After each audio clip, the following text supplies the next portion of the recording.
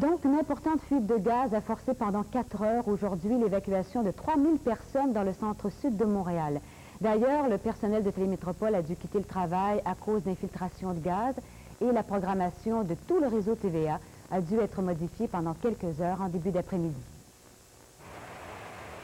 Dans tout le quartier évacué, on entendait le souffle du gaz qui s'échappait de la conduite éventrée. Le résultat d'une fausse manœuvre de l'équipe de Col Bleu qui était là pour réparer un puisard. Le trémac était par-dessus, puis à ce moment-là, ça a pété. Ça a fait comme un genre une assez grosse explosion. Puis à un moment donné, ça a sorti là, beaucoup de pression de gaz. Les risques que la colonne de gaz s'enflamme étaient faibles. Les vents soufflaient aussi du bon côté, vers le pont et le fleuve. Tant que la fuite est extérieure, on n'a pas de problème. Puis le problème, c'est s'il y avait du gaz qui s'accumulait à l'intérieur des résidences, là, il pourrait avoir un problème. L'évacuation préventive des 3000 personnes qui vivent ou travaillent dans le quartier s'est faite calmement, très calmement même, pour certains.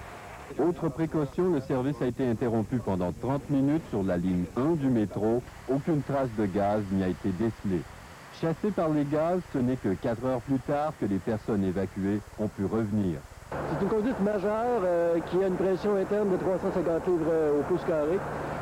C'est ce qui explique que ça prend un certain temps avant de réussir à arrêter la fuite. Débris de conduite de gaz, il s'en produit des centaines chaque année, mais un tel déferlement de gaz et de mesures d'urgence, on n'avait pas vu ça depuis 1984.